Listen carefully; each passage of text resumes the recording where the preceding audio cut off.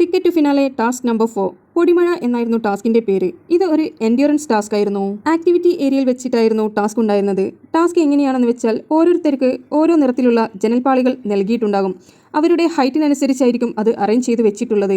ജനൽപ്പാളികൾ ഒരു കൈകൊണ്ട് ഹോൾഡ് ചെയ്യുക എന്നതായിരുന്നു ടാസ്ക്. 190 കീകളുള്ള ബോക്സിൽ നിന്ന് അവർക്കായി നൽകിയ ജനൽപ്പാളിയുടെ കളറിന് മാച്ചായ കീ എടുത്ത് അവിടെ നൽകിയിരിക്കുന്ന ഹോൾഡറിൽ ഹാങ് ചെയ്തതിന് ശേഷം വേണം അവർ ടാസ്ക് ആരംഭിക്കുവാൻ.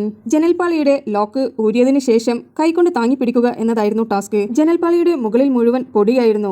ആ പൊടി താഴെ വീഴുന്നവർ ഗെയിമിൽ നിന്ന് ഔട്ടാവുകയാണ് ചെയ്യുക.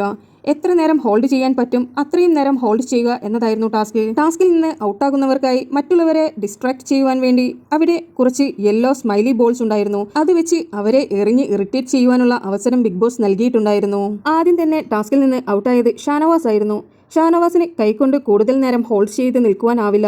കാരണം ഷാനവാസ് ഫുട്ബോൾ കളിക്കുന്നതിനിടയിൽ ഷാനവാസിന്റെ കൈക്ക് പരിക്കുപറ്റി ഷോൾഡർ ഡിസ്ലൊക്കേറ്റ് ആയതായിരുന്നു. ഷാനവാസ് ഔട്ടായതിനു ശേഷം ഓരോരുത്തരെയായി ബോൾ എറിഞ്ഞ് ഡിസ്ട്രാക്ട് ചെയ്തുകൊണ്ട് നിൽക്കുകയായിരുന്നു. അടുത്തതായി അനീഷ് ആയിരുന്നു ടാസ്കിൽ നിന്ന് പുറത്തായത്. അനീഷ് ഇറങ്ങിയതിനു ശേഷം അനീഷും ഷാനവാസിന്റെ കൂടെ ബോൾ എറിയുവാൻ വേണ്ടി കൂടി. അങ്ങനെ ഓരോരുത്തരെയായി ബോൾ എറിഞ്ഞ് വീഴ്ത്തിക്കൊണ്ട് നിൽക്കുകയായിരുന്നു. അടുത്തതായി വീണിരിക്കുന്നത് നെവിൻ ആയിരുന്നു. നെവിൻ പുറത്തായതിനു ശേഷം നെവിൻ ആകെ ഒരേ ഒരു വ്യക്തിയെ മാത്രമായിരുന്നു ടാർഗറ്റ് ചെയ്തുകൊണ്ടിരുന്നത്. അത് അനുമോളയായിരുന്നു. ബോൾ എടുത്ത് അനുമോളെ എറിഞ്ഞുകൊണ്ട് നിൽക്കുകയായിരുന്നു. കുറേ സമയം അനുമോളെ എറിഞ്ഞെറിഞ്ഞ് നെവിൻ തളർന്നുപോയി. ആ സമയവും അനുമോൾ പോരാടിക്കൊണ്ട് നിൽക്കുകയായിരുന്നു. എന്നാൽ ഇടയ്ക്കിടയ്ക്ക് ഓരോ ഫൗളുകൾ കളിക്കുന്നുണ്ടായിരുന്നു. അവിടെ ചാരി നിൽക്കരുത് എന്ന് ബിഗ് ബോസ് പറഞ്ഞിട്ടും അനുമോൾ പലതവണ ബാക്കിലെ സ്റ്റിക്കിൽ ചാരിക്കൊണ്ട് നിന്നു. അതുപോലെ ഇടയ്ക്കിടെ കൈ താങ്ങുന്നുണ്ടായിരുന്നു.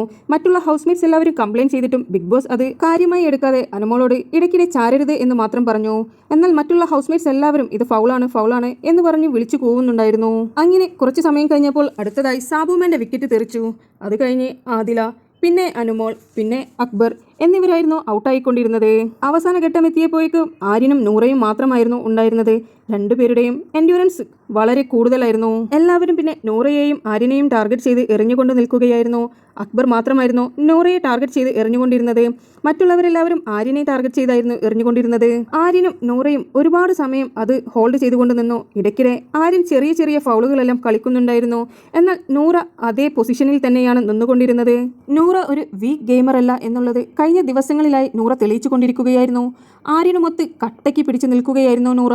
മറ്റുള്ളവരുടെ ബോളറിയിലൊന്നും നൂറയുടെ രോമത്തിൽ പോലും തട്ടിയില്ല എന്ന് പറയാം.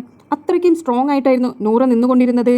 ഒരുപാട് ബോളുകൾ അവരുടെ ജനൽപ്പാളികൾക്ക് മുകളിലേക്ക് ഇട്ടു വെയിറ്റ് കൂട്ടുവാനാണ് മറ്റുള്ള ഹൗസ്മേറ്റ് ശ്രമിച്ചത്.